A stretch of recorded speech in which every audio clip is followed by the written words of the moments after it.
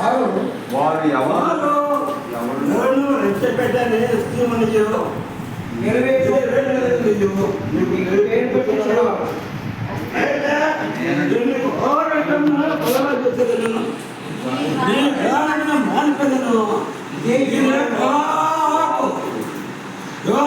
ఈ మాట సెలవుస్తున్నాడు.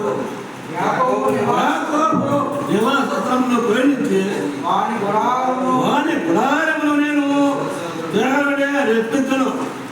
అప్పుడు పట్టణము దాని కొండ మీద కట్టబడును.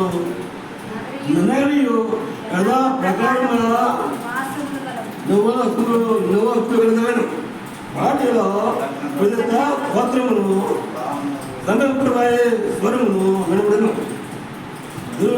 కాకుండా ఎక్కువ మంది కాకుండా నేను వారిని ఎత్తును. నలుపులు కాకుండా నేను వారిని తీసను. వారి కుమారుడు మునుపట్టే అవుతురు. వారి సమాజము వారి స్థాపించబడును. వారిని వదిలిపుచ్చుకొని అందరినీ శిక్షించు. దేవుడు ఈ మాసం వేయించున్నాడు. వాక్యమా అందుక దేవుడు తరచుగా తన పద్ధతిలో మాట్లాడుతూ ఉంటాడు. ఇక్కడ మియ్యాతో మాట్లాడాడు. అంచేత ఇక్కడ కూడా ఈ మాటలో దేవుడు మనకి అన్వయించాడు. మొత్తానికి అన్వయించాడా? అంచేత ఇక్కడ వాక్యం ఏంటంటే మిమ్మల్ని ఎవరు మిమ్మల్ని ఎవరు కూడా లాభము రక్షపెట్టకపోవచ్చు. నేను రక్షపెడతాను. మీరు లోకాన్ని కలుపులో కనబడుతున్నారో కనబడుతున్నారు. మిమ్మల్ని ఖండిస్తాను అన్నట్టు దేవుడు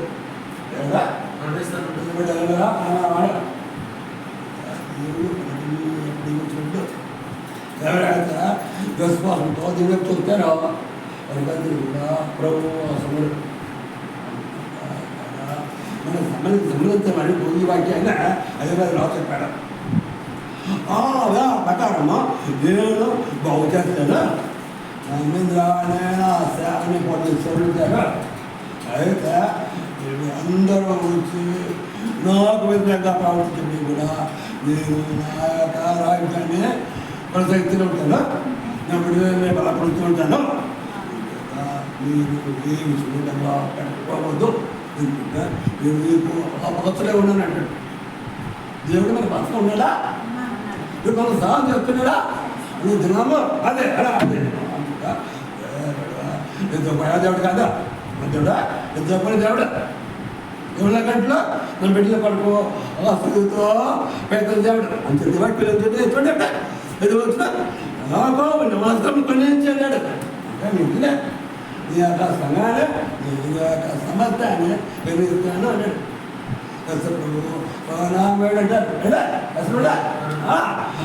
ఆయన పెట్టే మనము కైగా ఉంటుంది.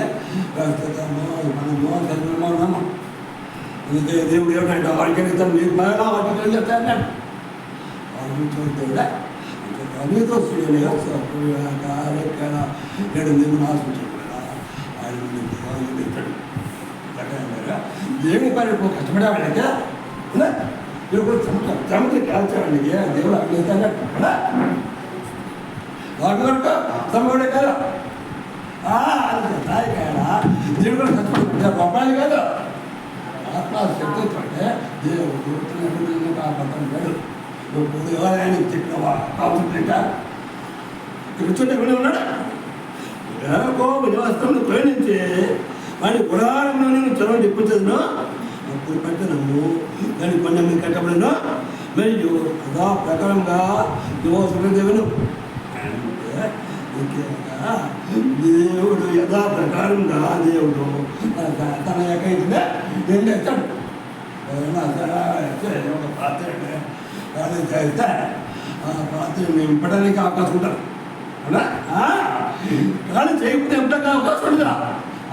చేత ఎవడో విశాఖంగా వచ్చి కాళ్ళు తెచ్చాడా? ఆ మెట్టి మీద మెట్టి ఆ కొన్ని కాళ్ళు తెచ్చాడా? ఏ పర్వాలేదా? ఆ పాత్ర నింపుకున్నాడు.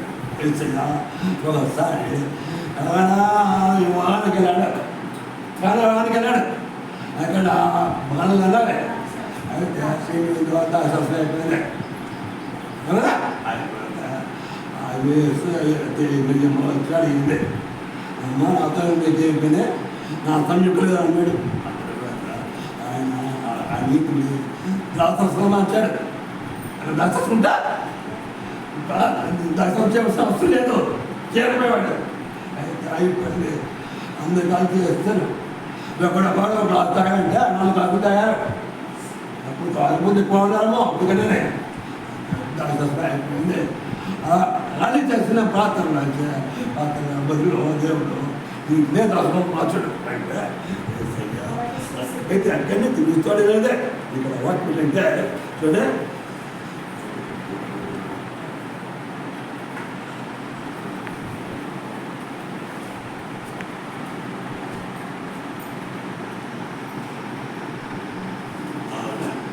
వాక్యము వాయులో పద్ధతులను సమన్నప్పుడు వారి స్వరం ఇవ్వడం గురువులు తక్కువ మంది కాకుండా నేను దాన్ని విత్తనం అన్నాడు ఏమన్నాడంటే సంఘానికి ఇస్తే దేవుడు చెప్తే వాగ్దానమా ప్రవర్తన అంటే విత్తనప్ప చేస్తాను సంఘానా అంటే సంఘాన్ని కట్టేవాడు దేవుడా ఇంకో కష్టపడే దేవుడు తెస్తే ఇక్కడ మీటింగ్ పెట్టి అంత వచ్చేస్తే సంఘం ఉంటుంది అయితే ఎవడో దృష్టి అడుగుతాను పేడ అంత నలుగులా కట్టమన్నాడు కట్టతో చెప్తాడా కట్టవాడు ఆయన కట్టలేని తానులా కొట్టుకొని కాల్చుకుంటాడు ఒక గుర్తుంది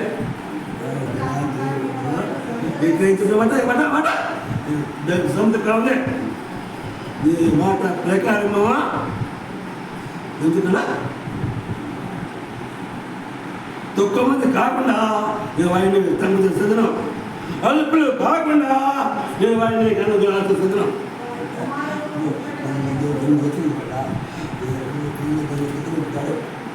ఎవరైతే నేను వినపడుతారా వాళ్ళు కనపడతాయని సమయంలో ఈశ్వరుగా వాళ్ళు కనిపిస్తాడు నేను కనపడతాడు కనపడతాడా తెలుస్తూ తమ పడుతూ ఆయనకి ప్రార్థన చేస్తూ ఆయన ఆరాధించినప్పుడు ఆయన కొంత వస్తువు కావాలా తను ఎవరో ఉదయం చెప్పిన పిల్లలే కదా వస్తాడు అన్నీ కాదు పిల్లలే ఇస్తాడు అప్పుడు వాళ్ళు గొప్ప అత్యంగా ఉంటారు ఏడు ఉద్యోగాలు వేడు ఉద్యోగాలు అలా నాకు కావాల్సిందంతా ఇస్తాడు దేవుడు ఖాళీ చేతుగా దేవుడు పని పోతుంటే ఎవరు ఆశిస్తాడా దేవుడు ఆచరించాడా తీసుకుందామా పంపిస్తాం